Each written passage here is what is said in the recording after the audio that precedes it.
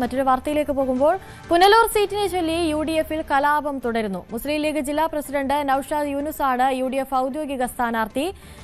DCC ട്രഷററും UDF Punalur നിയോജക മണ്ഡലം ചെയർമാനുമായ നെൽസൺ സെബാസ്റ്റ്യനാണ് വിമത സ്ഥാനാർത്ഥി. കൂടുതൽ വിവരങ്ങളുമായി മനോജ് അപ്പുക്കുട്ടൻ ചേരുന്നുണ്ട്. മനോജ്, ഒരുപാട് വിമർശനങ്ങൾക്കൊടുവിലാണ് യുഡിഎഫ് സ്ഥാനാർത്ഥി പട്ടിക പ്രഖ്യാപിച്ചത്. ഇപ്പോഴിതാ പുനലൂരിൽ യുഡിഎഫിൽ അനിശ്ചിതത്വം ഇപ്പോഴും തുടരുകയാണല്ലേ?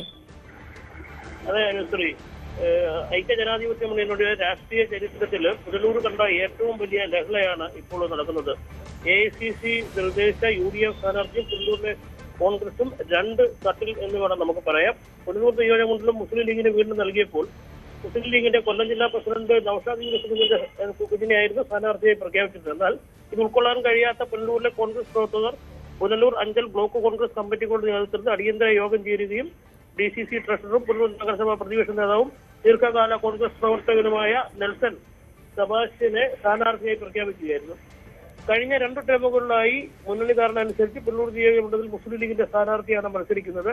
എന്നാൽ 2 ടേമുകളിലും സ്ഥാനാർത്ഥികൾ പരാജയപ്പെടുകയും ഇടതുപക്ഷത്തിന്റെ സ്ഥാനാർത്ഥികൾ ഓരോ വർഷവും ഓരോ ടേമിലും 10,000, 20,000 വോട്ടിന്റെ അധിക ഭൂരിപക്ഷത്തിൽ വിജയിക്കുകയും ചെയ്ത സാഹചര്യമുണ്ടായിരുന്നു. തദ്ദേശീയരല്ലാത്ത സ്ഥാനാർത്ഥികൾ വന്ന് മത്സരിക്കുന്നത് കൊണ്ടാണ് ഇത്തരത്തിൽ വൻ പരാജയം ചൂണ്ടിക്കാണിക്കുകയും ഇക്കുറി നിയോജക മണ്ഡലം കോൺഗ്രസ് സ്ഥാനാർത്ഥിക്ക് അവസരമൊരുക്കണമെന്നുള്ള അഭ്യർത്ഥനയും ഉന്നയിച്ചിരുന്നു.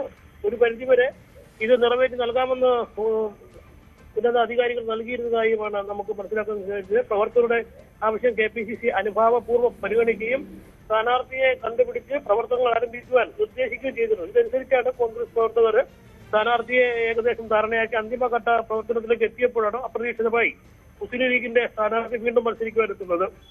ഇതാണ് പുനലൂരിലെ കോൺഗ്രസ് പ്രവർത്തകരെ കൂടുതൽ പിടിപ്പിച്ചത്. മണ്ഡലത്തെക്കുറിച്ചും സ്ഥാനാർത്ഥിയെക്കുറിച്ചും വ്യക്തമായ ധാരണ ഉണ്ടാകാത്തതിനാൽ പുനലൂർ നിയോജക മണ്ഡലത്തിലെ UDF സ്ഥാനാർത്ഥിക്ക് ഒരു ചുവരുകൾ പോലും ഇതുവരെ ബുക്ക് ചെയ്തിട്ടില്ല, ഒരു പോസ്റ്റർ പോലും ഒട്ടിച്ചിട്ടില്ല. അങ്ങനെ പ്രചരണത്തിൽ വളരെ പിന്നിലാണ് ഇപ്പോൾ UDF നിൽക്കുന്നത്. ഇടതുപക്ഷ മുന്നണിയുടെ സ്ഥാനാർത്ഥി അജയ് പ്രസാദ് പുനലൂർ മണ്ഡലത്തിന്റെ ഒട്ടുമിക്ക മേഖലകളിൽ 2ാം ഘട്ട പ്രവർത്തനങ്ങൾക്ക് തുടക്കം കുറിച്ചു കഴിഞ്ഞു.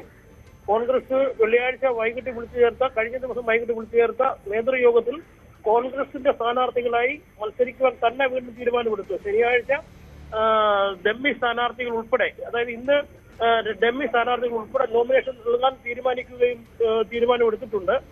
UDF സ്ഥാനാർത്ഥിയെ അവതരിപ്പിക്കുന്ന മുസ്ലിം ലീഗിന്റെ പ്രതിനിധികളെ അവര് ഇന്ന് UDFന്റെ സ്ഥാനാർത്ഥിയായിട്ട് ഔദ്യോഗികമായിട്ട് അംഗീകരിച്ച മുസ്ലിം ലീഗിന്റെ സ്ഥാനാർത്ഥി ഇന്ന് പുനലൂരെത്തുകയും അവരൊരു കൺവെൻഷൻ വിളിച്ചു ചേർക്കുകയും ചെയ്തിട്ടുണ്ട്. എന്തായാലും 2 തട്ടിൽ വലിയ രീതിയിലുള്ള ഒരു പ്രതിഷേധം നടന്നുകൊണ്ടിരിക്കുകയാണ്. ഇതിനിടയിൽ NDAയുടെ സ്ഥാനാർത്ഥിയായിട്ട് 2020യുടെ സ്ഥാനാർത്ഥിയായും പ്രഖ്യാപിച്ചു. പുനലൂർ ബാറിലെ അഭിഭാഷകനായ അഡ്വക്കേറ്റ് രഘുനാഥൻ പിള്ളയാണ് 2020യുടെ സ്ഥാനാർത്ഥി. ഇടതുമുന്നണിയുടെ സ്ഥാനാർത്ഥിയുടെയും 2020യുടെ സ്ഥാനാർത്ഥിയുടെയും ചിത്രം വ്യക്തമായി. UDFന്റെ സ്ഥാനാർത്ഥികളായി 2 മുസ്ലിം ലീഗിന്റെയും കോൺഗ്രസിന്റെയും സ്ഥാനാർത്ഥികൾ. അത്തരത്തിലാണ് പുനലൂരിന്റെ രാഷ്ട്രീയ ചിത്രം ഇപ്പോൾ തെളിയുന്നത്. ശരി, മനോജ് അപ്പുക്കുട്ടനാണ് കൂടുതൽ വിവരങ്ങൾ നൽകിയത്. കൂടുതൽ വാർത്തകൾക്ക് News 18 Keralam YouTube channel subscribe ചെയ്യുക.